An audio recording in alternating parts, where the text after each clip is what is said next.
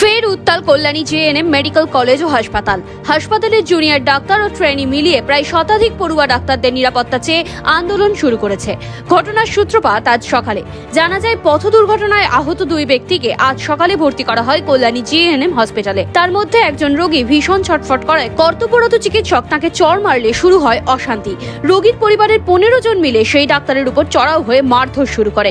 এই ঘটনার প্রতিবাদে আন্দোলনে নেমেছেন ডাক্তাররা। তাদের প্রশ্ন, একজন রোগীর সঙ্গে 15 জন লোক কি করে আসে? নিরাপত্তারক্ষী পুলিশ কর্মীরা কোথায় ছিলেন? ডাক্তারদের নিরাপত্তা দেওয়া হচ্ছে না কেন? এদিন আন্দোলনরত ডাক্তাররা জানান, যতক্ষণ পর্যন্ত হাসপাতাল কর্তৃপক্ষ ডাক্তারদের নিরাপত্তা সুনিশ্চিত না করবে, ততক্ষণ পর্যন্ত চিকিৎসা পরিষেবা জারি রেখেই আন্দোলন চলবে। ডাক্তারদের উপর বারে আক্রমণ কেন হচ্ছে? জবাব চাই, জবাব দাও। ডাক্তারদের উপর বারে আক্রমণ কেন হচ্ছে? জবাব চাই, জবাব দাও।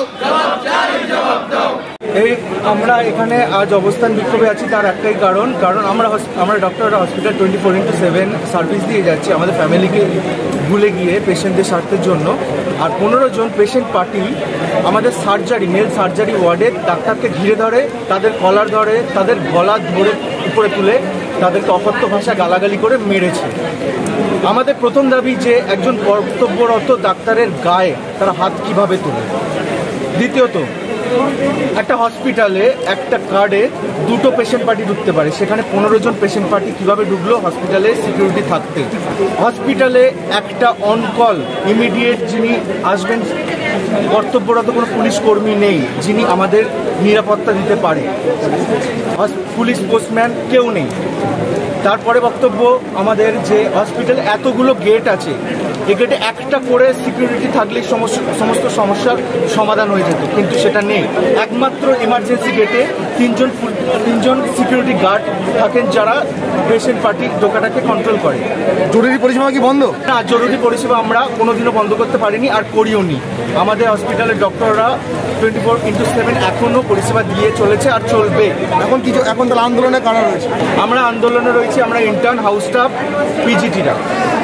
এখন কি ইনডোর পরিষেবা বন্ধ? আপনারা অংশগ্রহণ করছেন না ইনডোরে? না, ইনডোর পরিষেবা সমস্ত কিছু এখনো চলছে। কি নাম আপনার? স্যাররা আছেন, সবাই আছেন। জুনিয়ররা কেউ নেই ইন্টারনেট ভিতরে? হ্যাঁ আছেন, আমাদের ব্যাচের তরফ থেকে, আমাদের সিনিয়র ব্যাচের তরফ থেকে সবাই ওখানে একজন করে আছেন। যাদের ডিউটি আছে তারা এখানে নেই, তারা সবাই উপরে ডিউটি করছেন। আন্দোলন কতক্ষণ চলবে? এই আন্দোলন ততক্ষণ চলবে যতক্ষণ আমাদের এই সমস্যার সমাধান না হয়। আমাদের অ্যাডমিনিস্ট্রেশন এসে এই সমস্যার সমাধান যতক্ষণ না করবে ততক্ষণ আমরা এই আন্দোলন চালিয়ে যাব। সুপারকে জানিয়েছেন? আমাদের সুপার থেকে শুরু করে প্রিন্সিপাল মহোদয় সবাইকে জানানো হয়েছে, তারা আসছেন, তারা এসে আমাদের এই সমস্যার সমাধান করবেন, তবেই আমরা এই অবস্থান বিক্ষোভ থেকে উঠব। কি ঘটনা ঘটেছে বলবেন? হ্যাঁ, আমি ওখানে ছিলাম, ডাক্তারবাবু ওকে ব্যান্ডেজ করছিল, সেলাই করছিল, এবার ওইটা নাড়াচড়া করছিল, অনেকটা কেড়ে গেছে। তো এবার হট করে ডাক্তারবাবু ঠাস করে একটা গালে চড় মেরেছে।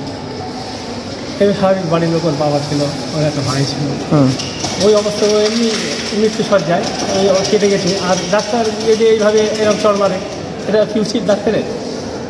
কিসের পেশেন্ট ছিল? অ্যাক্সিডেন্ট। কজনকে নিয়ে এসেছিলেন? 2 জন এসছে, 2 জন অ্যাক্সিডেন্ট করেছে, এসছে অনেক কজন। ডাক্তারবাবুকে মারলেন কেন? ডাক্তারবাবু ওকে ঠাস করে চড় মেরেছে। আচ্ছা, কেন?